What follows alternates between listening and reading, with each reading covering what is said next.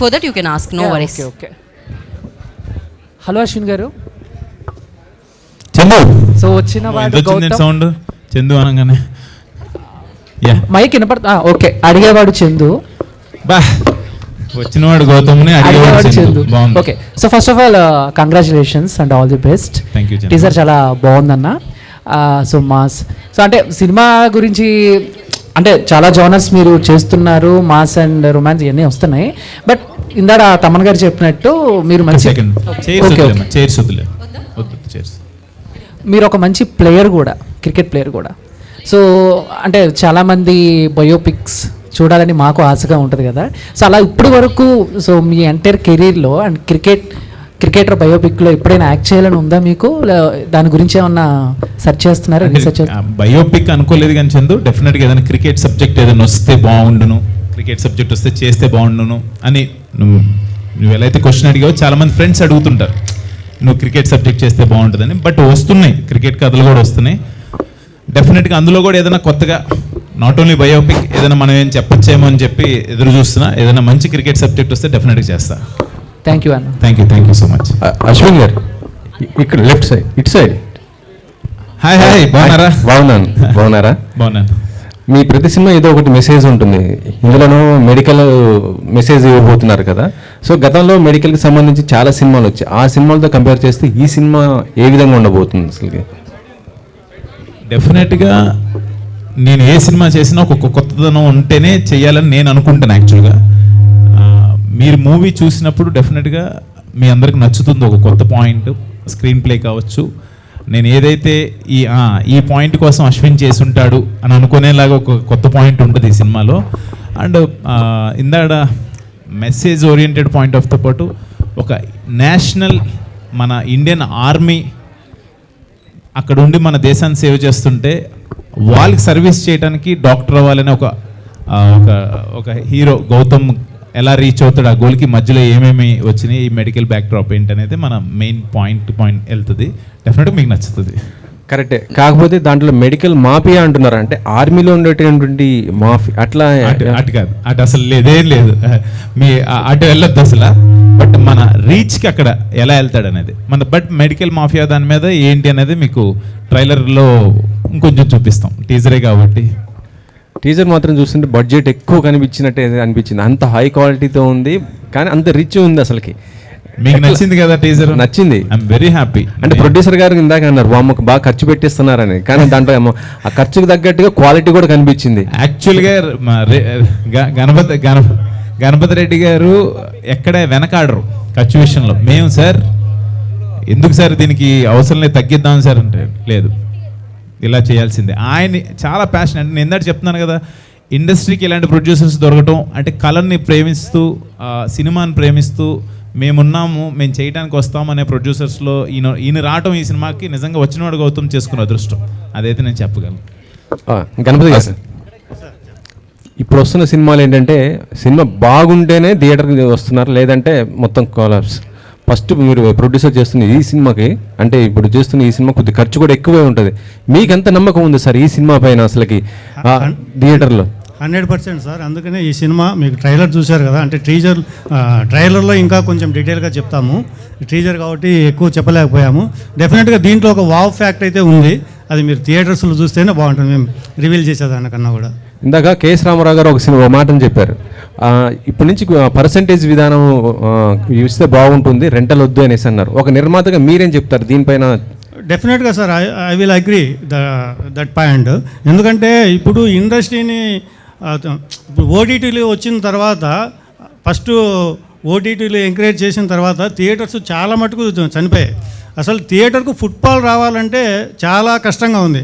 ఇంతకుముందు సమ్మర్లో కనీసం ఇంట్లో ఏసీ లేదు కదా అని చెప్పేసి థియేటర్కి వచ్చి ఏసీ అంటే సినిమా ఎలానో అని ఏసీలో ఉండి పడుకొని నిద్రపోదాం అనుకునే వచ్చేవాళ్ళు కూడా చాలామంది ఉండేవాళ్ళు. ఇప్పుడు అందరికీ ఇంట్లో ఏసీలు ఉన్నాయి కాబట్టి బహుశా రాలేదేమో, కానీ డెఫినెట్గా ఫుట్బాల్ రావాలంటే మాత్రం సినిమాలో ఏదో ఒక వావ్ ఫ్యాక్ట్ ఉండాలి. డెఫినెట్గా మా సినిమాలో అయితే మంచి వావ్ ఫ్యాక్ట్ ఉంది. డెఫినెట్గా ఆడియన్స్ని అందరినీ మేము థియేటర్కు తెప్పించుకోగలము, కానీ దానికి మీ మీడియా సపోర్ట్ కూడా కావాలా.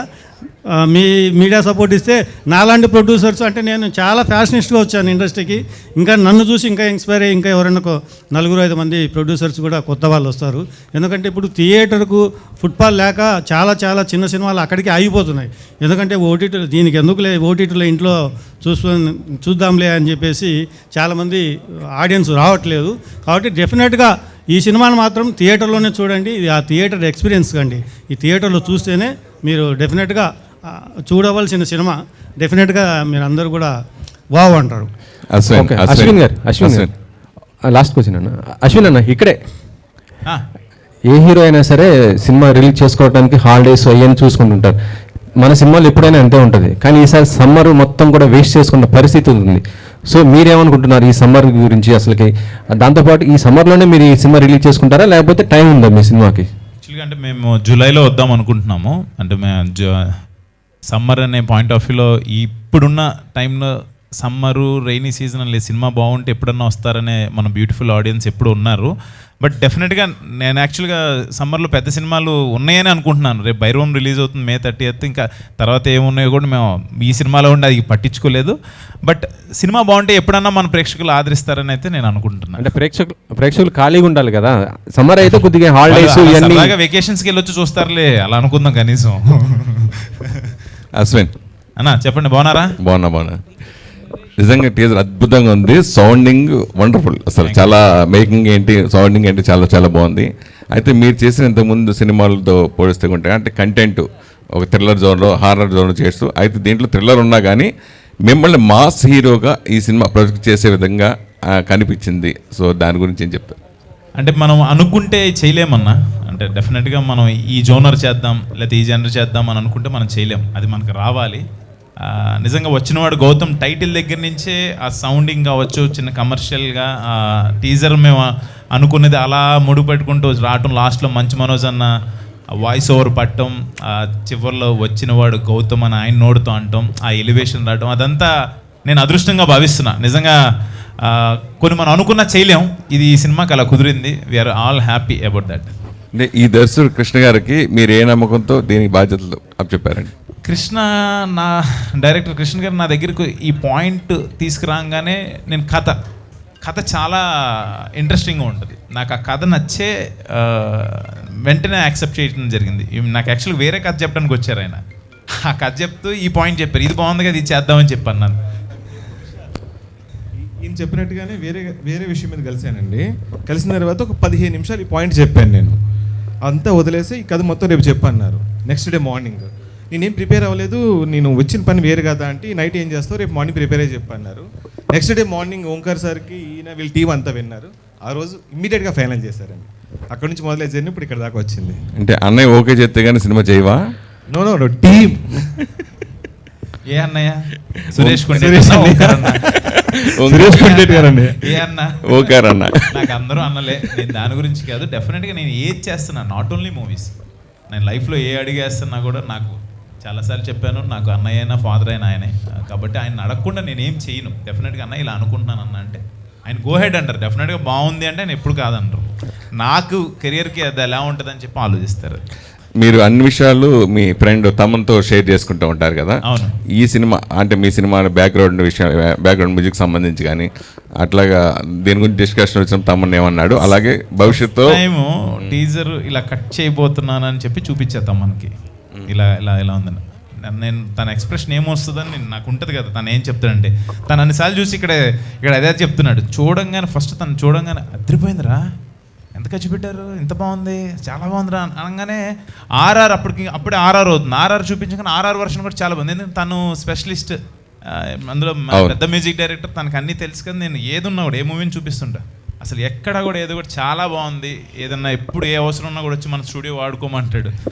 ఆ సపోర్ట్ నాకు ఎప్పుడు ఉంటుంది. మీ ఇద్దరు కాంబినేషన్ సినిమా ఎప్పుడు చేసేద్దాం? రాజుగారి గది 4 చేసేద్దాం. రాజుగారి గది 4 అంటే జరుగుతున్నాయి. రాజుగారి గది 4 చేద్దామని ప్లాన్. తనతో కలిసి మీరు వెళ్ళినప్పుడల్లా మీరు అందరికీ పులిహార కలుపుతారంట కదా, ఏంటి దాని సీక్రెట్? పులిహార తింటాం మేము, కలపం అన్నా తింటాం పులిహార. గుడికి వెళ్తాం కదా, ప్రసాదం ఇస్తారు పులిహార, అక్కడ తింటాం అనమాట.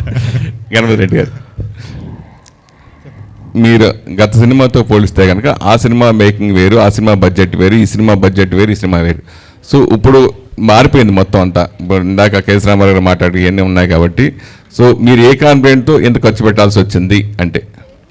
అంటే నేను ఫస్ట్ చేసిన సినిమాలో కొంచెం క్యాస్టింగ్ తక్కువ ఉందనే ఉద్దేశంతోనే ఈ సినిమాలో అయితే చాలామంది క్యాస్ట్ అండ్ క్రూని పెట్టాము.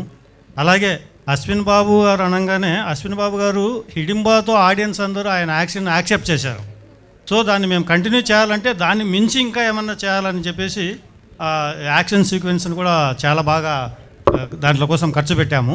అంటే ఇప్పుడు మీరు చూశారు కదా, వచ్చినవాడు గౌతమ్ అంటే సాఫ్టే ఉన్నాడు, కానీ మీరు అక్కడ చూడండి మాస్ ఎంట్రీ ఉంటుంది, మాస్ ఫైట్స్ కానీ. సో దానికోసం నేను కొంచెం ఎక్కువ బడ్జెట్ పెట్టాల్సి వచ్చింది.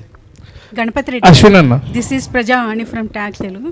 సార్ ఓటీటీ అంటున్నారు ఇందాక కూడా సార్. కక్కుర్తిగా ఇంట్లో కూర్చోకుండా ఓటీటీలో చూడకుండా థియేటర్స్కి రండి అన్నారు. యాక్చువల్లీ కక్కుర్తి కాదండి, సగటు ప్రేక్షకుడు ఫ్యామిలీతో వచ్చి చూడాలని హ్యాపీగా ఫీల్ అవ్వాలని అనుకుంటాడు. బట్ ఎందుకు రావడం లేదు అనేది మీకు తెలుసు, మాకు తెలుసు. లేదు మేడం, అంటే ఫస్ట్ ఆఫ్ ఆల్ ఏమనుకున్నాం అంటే ఓటీటీ వచ్చి చిన్న సినిమాలకు చాలా హెల్ప్ అయింది అనుకున్నాం. ఎందుకంటే వాళ్ళు ఓటీటీ వాళ్ళు మనకు ఇక్కడ థియేటర్లో డబ్బులు రాకపోయినా అక్కడ ఎంతో కొంత ప్రైజ్ వస్తుంది, ఓకే అనుకున్నాం. కానీ అవి వచ్చిన తర్వాత ఏమైందంటే ఆడియన్స్ అంతా మొత్తం థియేటర్స్ మానేసి ప్రతి ఒక్కరికి ఇంట్లో హోమ్ థియేటర్ ఉంది, ప్రతి ఒక్కరు హ్యాపీగా మనకు నచ్చిన టైంలో, అంటే ఫస్ట్ ఆఫ్ ఆల్ వాళ్ళకు ఆ టైమింగ్స్ వాళ్ళకు నచ్చిన టైంలో చూడొచ్చు కదా అనే ఉద్దేశంతో ఎందుకు ఒక 10 days ఆగితే, ఒక 15 days ఆగితే ఓటీటీలో మన ఇంట్లోనే మన టీవీలో చూస్తాం కదా అని అనుకుంటున్నారు. సో దానివల్ల ఫస్ట్ ఆఫ్ ఆల్ ఏమవుతుందంటే ఆ థియేటర్కే ఆడియన్స్ రానప్పుడు మేము మళ్ళీ నెక్స్ట్ సినిమా చేయాలన్నా కూడా థియేటర్లో ఆడిన తర్వాత మళ్ళీ సరదాగా హ్యాపీగా ఇంట్లో చూసుకునే దానికి ఓటీటీ బాగుంటుందని నా అభిప్రాయం. అశ్విన్ గారు టీజర్లో 2 చూసాం. ఒక సిటీని చూపించారు, ఒక ఊర్లో ఒక హాస్పిటల్ని చూపించారు. ఏంటి ఆ రెండింటి కనెక్షన్? మీకు ఇంట్రెస్ట్ అనిపించింది అది? యా, థ్యాంక్ యూ అండి. Sure. డెఫినెట్గా అది ఇప్పుడు చెప్పేస్తే బాగోదని, డెఫినెట్గా స్టోరీ ట్రావెల్ అది. టీజర్లో ఒక ఇంట్రెస్టింగ్ ఎలాగా ఏంటి అనేది చెప్పి కట్ చేసాం. అది ట్రైలర్లో ఆర్ మూవీలో మీకు అర్థమయ్యేలా చెప్తాం డెఫినెట్గా. టీజర్ అయితే ఎక్సలెంట్ అండి. All the best to the to. Thank you. Ashwin అన్న, గుడ్ మార్నింగ్ అన్న. Double good morning. సో మీ దగ్గర నుంచి హీరో వైజ్గా అంటే ఒక యాక్టర్ వైజ్గా షేడ్స్ చూసామంటే గ్రే షేడ్స్ చూసాం అండ్ కంప్లీట్గా ఒక గుడ్ క్యారెక్టర్స్ చూసాం. బట్ ఇందాక మీరు చెప్తూ కంప్లీట్గా ఇది ఒక డిఫరెంట్ జానర్ అని, కానీ ఈ టీజర్లో మేము చూస్తే కంప్లీట్గా ఒక కమర్షియల్ హీరో ఎలిమెంట్స్ అనేవి కనిపించాయి. So what we can expect after watching the film అంటే? మీరు ఏమేమైతే అన్నీ ఎక్స్పెక్ట్ చేస్తారో అవన్నీ ఉంటే దానికి కంప్లీట్ ఫిలిం ఉంటుంది. దాంతోపాటు ఒక చిన్న వావ్ ఉంటుంది కదా, ఆ వావ్ ఫ్యాక్టర్స్ ఉంటాయి. అండ్ సెకండ్ క్వశ్చన్ వచ్చేసి తమన్ గారితో మీరు క్రికెట్ ఆడిన తర్వాత జ్యూస్ సెంటర్ షాప్ ఏంటన్నా? నువ్వు కూడా తాగుతావా? నువ్వు ఏ జ్యూస్ తాగుతావు చెప్పి సార్ చెప్తా. అశ్విన్ అన్న జ్యూస్ వాడి దగ్గరికి వస్తుంది, జ్యూస్ షాప్కి వెళ్ళదు, జ్యూస్ వాడి దగ్గరికి వస్తుంది, ఆరెంజ్ జ్యూస్. కృష్ణ గారు సార్, అంటే అల్లూరి సీతారామరాజు అంటే పాలి అనే గ్రామాన్ని మీకు తెలిసి ఉంటుంది, కలేజ స్టోరీ. సో అలా వెళ్ళి కాపాడినట్టు దీంట్లో సంగివలస అనే గ్రామాన్ని గౌతమ్ కాపాడతాడా? అదే కాన్సెప్ట్ ఇందులో సంగీవలస అనే కదండి, కొడైకెనాల్ ఇలాంటి ప్లేసెస్లో కూడా షూటింగ్ స్టోరీ రిక్వైర్మెంట్ పెట్టి చేసాము. అది స్టోరీ టెల్లింగ్లో వస్తుందండి. ఒక డాక్టర్గా తన జర్నీ మొదలైనప్పుడు ఎదురుపడే సందర్భాలు బట్టి వెళ్తూ ఉంటుందండి. అది ఇది చాలా చాలా రౌండ్ అప్ అయి ఉంటుంది, చాలా వేరే వేరే సందర్భాల్లో వేరే వేరే డైమెన్షన్స్లో తిరుగుతుందండి. నువ్వు చెప్పిన పాయింట్ కథ బాగుంది, ఒకసారి వచ్చి చెప్తున్నాను. అది బాగుంది, అది కూడా బాగుంది, విందాం. ఓకే సార్, కల్పింగ్ పులిహార సార్ ఇప్పుడు నార్మల్గా ట్రైలర్లో చూసుకుంటే అదే టీజర్లో చూసుకుంటే ఎక్కువ మెడికల్ ఆస్పెక్ట్స్ ఉన్నాయి. దాని గురించి ఏ టైప్ ఆఫ్ రీసెర్చ్ చేశారు ఏంటి? బ్యాక్ డ్రాప్ అదండి, మెడికల్ బ్యాక్ డ్రాప్ అండి. ఓకే అన్న. అశ్విన్ అన్న, అంటే ఇప్పుడు నార్మల్గా ఇప్పుడు టీజర్ చూసుకుంటే మెడికల్ ఉంది, నెక్స్ట్ యాక్షన్ ఉంది, నెక్స్ట్ మిస్టరీ ఉందన్న.